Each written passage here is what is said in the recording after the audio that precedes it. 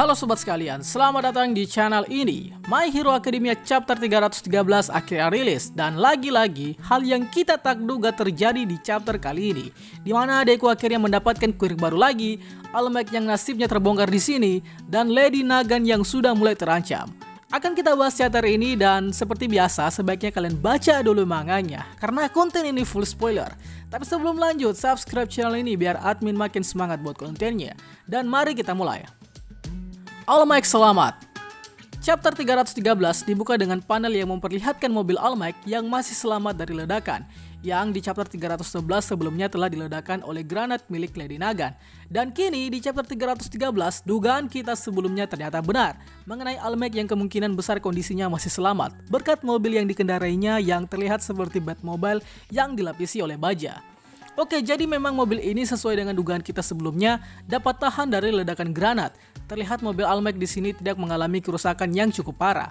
Dan tidak hanya itu, berkat keahlian Almec yang jago ngedrive juga lah, dia masih bisa terhindar dari ledakan granat. Buset, Almec jago juga ternyata. Dan mobil sport milik Almec ini diberi nama Hercules. Mungkin inilah sebab mobil ini memiliki ketahanan yang dapat melindungi Almec dari serangan villain. Kemudian belum selesai dengan ledakan tadi, dua orang villain kemudian mendatangi Almec dan bersiap untuk menembakkan tiang roket ke arah Almec guna untuk membunuh Almec secara langsung. Namun dengan sigap, Almec dapat keluar sebelum ledakan kedua terjadi, yang kemudian menyebabkan mobil Hercules benar-benar rusak. Sultan mah bebas. Kedua villain tadi kemudian sadar bahwa yang mereka incar adalah Almec, dan dari sini dapat dipastikan bahwa kedua villain ini diberi perintah langsung oleh All For One yang di chapter 312 sedikit merefer bahwa sebagian besar villain All For One rekrut dan diperintahkan untuk mengamuk. Kembali ke Almec, terlihat Almec di sini memegang sebuah koper yang entah isinya apa, dan seperti biasa akan kita bahas lebih detail di next content. Tungguin coy. Kedua villain kemudian sadar bahwa Almec yang mereka hadapi sekarang bukanlah Almec yang seperti dulu lagi, dan mereka berdua bersiap untuk menyerang Almec dengan menggunakan quirknya. Tidak lama setelah diremehkan, Almec menyuruh kedua villain untuk mundur dan mengucapkan kata-kata bahwa dia akan melindungi Deku sampai akhir hayatnya.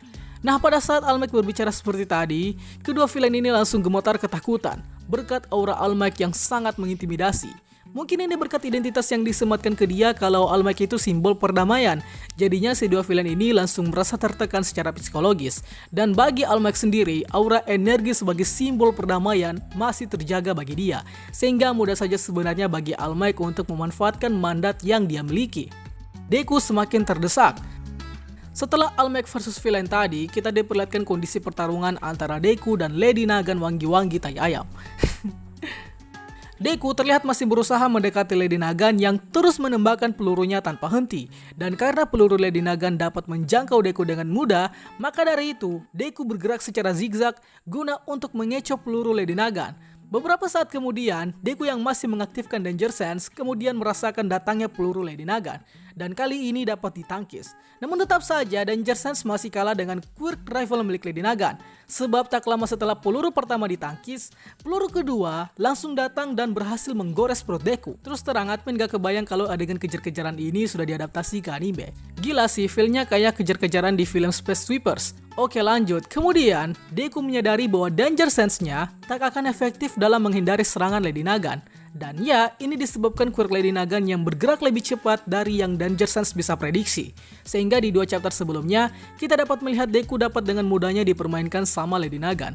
Nah untuk itu, Deku kemudian berencana lain dengan cara memakai smoke screen.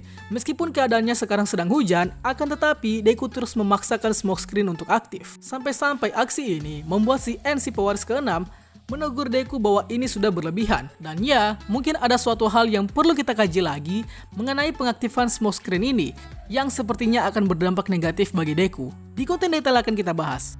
Oh ya, by the way, teknik pengaktifan smoke screen ini disebut dengan full throttle.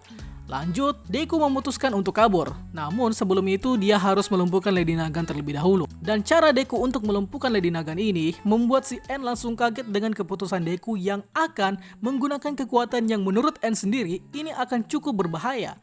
Nah, kekuatan apakah yang dimaksud? Kita bergeser ke segmen ketiga. Hadirnya quirk pewaris ketiga. Setelah Deku memutuskan untuk memakai kekuatan baru, Aang kemudian menegur Deku karena kekuatan tersebut berbahaya, dan tidak lama setelah itu, sosok bayangan salah satu pewaris hadir dan memberikan informasi ke Deku bahwa kekuatan itu tak dia sarankan untuk Deku pakai di saat-saat seperti ini. Dan bayangan tersebut adalah sang pewaris ketiga. Ya, si pewaris ketiga One for All akhirnya muncul lagi di chapter kali ini, dan diperlihatkan wajah fullnya dengan memakai bandana dan mengunci rambutnya, plus ekspresinya cukup mengintimidasi. Terus terang admin jadi keingat sama karakter Rikido Sato. Ditambah lagi Quirk Sato dan Quirk si pewaris ketiga yang akan muncul ini cukup mirip.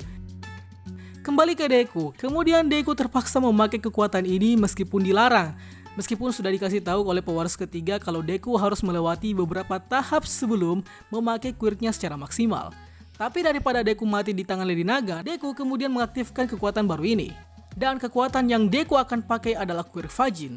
Quirk dari pewaris ketiga One for All. Akan tetapi tentunya Deku tak segegabah itu dalam menggunakan Quirk pewaris ketiga. Tentu saja, Deku mengaktifkan Quirk pewaris ketiga dan memakai kekuatannya secara penuh adalah dalam rangka upaya pertama dalam menguasai Quirk Fajin. Menurut info yang beredar, Quirk Fajin ini adalah Quirk ledakan pelepasan tenaga dalam yang konon mirip dengan salah satu teknik dari bela diri Cina. Entah apa yang dimaksud, namun pastinya akan kita kaji lebih dalam di next konten. Setelah itu, Lady Naga sedang mengawasi Deku dari atas gedung, kemudian mulai mengunci target dengan salah satu fitur dari Quirk rivalnya, yang ternyata dapat pula mengaktifkan fasilitas teleskop, sehingga inilah sebab Lady Naga mampu mengunci pergerakan Deku dengan Quirknya. Setelah itu, Deku kemudian keluar dari kepulan asap, dan Lady Naga langsung menembak Deku. Dan ternyata yang Lady Naga tembak hanyalah tipuan semata, sebab yang dikira Deku tadi hanyalah shell milik Gran Torino yang diisi oleh Black Whip. Lalu setelah itu terdengar bunyi kerusakan yang berada di gedung tepat di bawah Lady Naga. Dan tiba-tiba Deku datang dari dalam gedung yang Deku hancurkan. Buset, ngeri amat. Dan di chapter 313 ditutup dengan Deku yang melompat serta berhasil menangkap ketek Lady Naga yang kalian idam-idamkan. Dan Lady Naga siap untuk dibanting. Haha, mampus. Dan chapter 313 pun berakhir. Oke, chapter yang lumayan singkat dan tidak terlalu padat-padat amat, tapi cukup membuat kita diberi kejutan oleh Bang Hori karena Quirk pewaris ketiga akhirnya dipakai oleh Deku. Dan ya, tebakan kita di konten detail sebelumnya ternyata kurang tepat, dimana sebelumnya admin kira Quirk pewaris kedua akan aktif. Tapi malah Quirk pewaris ketiga yang kepakai. Tapi tak apalah, intinya di chapter ini satu Quirk lagi akhirnya Deku gunakan. Dan seperti biasa kawan-kawan, akan kita bahas yang terjadi di tiap chapter dengan detail di konten selanjutnya.